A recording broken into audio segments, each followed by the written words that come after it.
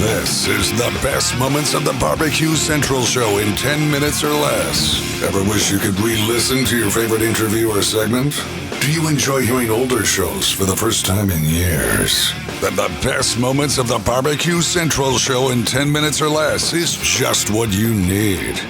Thanks for listening and enjoy the show. Friends, John Solberg here, your host for the best moments of the BBQ Central Show in 10 minutes or less. And today's show is being brought to you by Green Mountain Grills. You know, for 17 years, Green Mountain Grills has brought the smoke to the competition scene and backyards all over the planet. The Green Mountain Grill Venturi-style firebox delivers the cleanest 150-degree smoke in the pellet game. The newly redesigned 2025 Prime 2.0 grills blend proven technology of the past and the technology of the future. GMG is the original inventor of Wi-Fi, and they continue to give their users granular options to control their grills in any environment from anywhere. Green Mountain Grills also leads the pack in accessories. From their pizza oven attachments that deliver pizzas in 2 minutes to rotisseries to add-on side burners, the list goes on and on. Go check them out over at greenmountaingrills.com. That's greenmountaingrills.com. And right now we're going to jump back to 2016. Greg is going to catch up with Kevin Kolman. They're going to talk a little Weber Charcoal Summit, which was making its debut just then.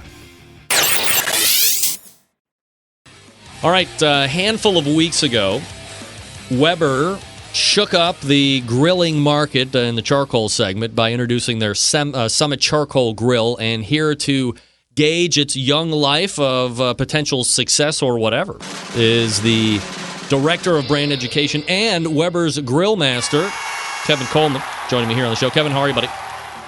Greg, thanks for having us on. We appreciate it.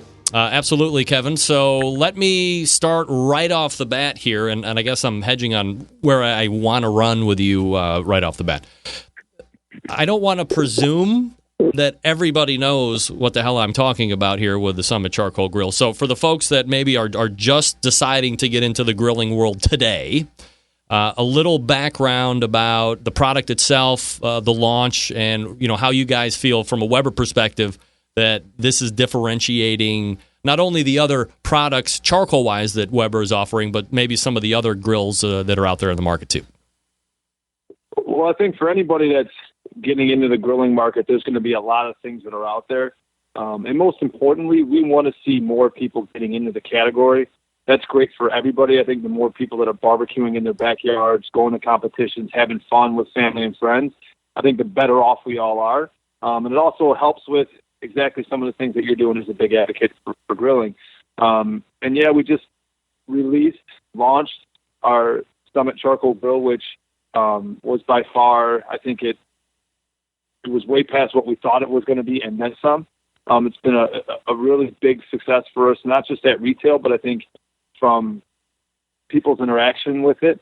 We took the design of a typical grill and turned it into a barbecue that you can pretty much do anything you would ever think of on it, including myself. I've cooked over 24 hours straight with it. So it's a pretty amazing unit.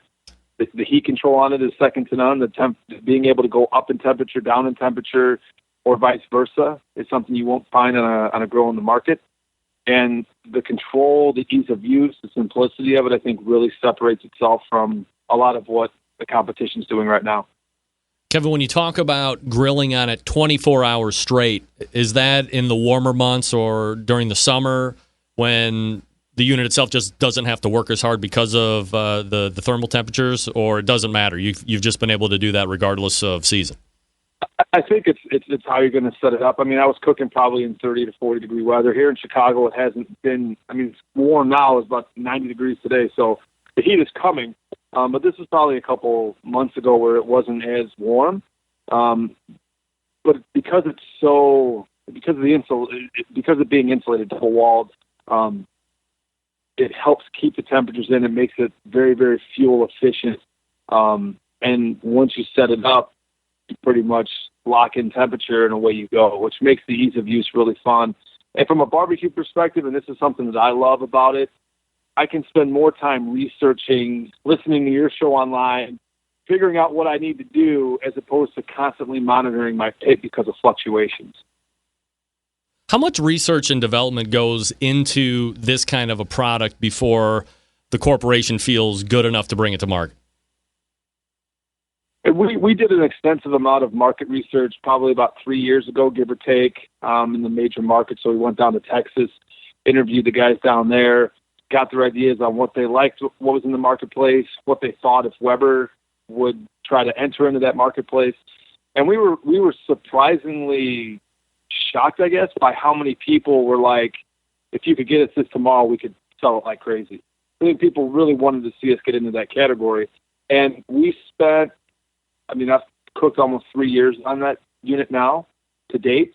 And so we put it through everything you could possibly think of, high temperatures, low temperatures, cold, wind. I think I cooked at minus 40 degrees here in Chicago with it. It was pretty cool. A couple times I've cooked when it was snowing in Chicago, because it's so heavily insulated that there was actually snow accumulation on the lid while the temperature was reading 225 degrees, which is pretty cool. So there's a ton of research. There's a ton of testing that goes into it before we really decide, do we have an opportunity here? And I think once people got the units home and saw them in our research and development lab and saw how well they cooked, the control of them, just the overall performance of them, it just, for us, it was a no-brainer. Kevin Kolman joining me here on the show, Director of Brand Education and also Weber's Grill Master. Some websites to check out, Weber.com, obviously, and Weber.com/blog as well. Kevin, so obviously the cooker itself, as you had mentioned, is perhaps even exceeding expectation. Before it hits the market, everything's ramped up. You're going to start rolling it out and getting it out to retail.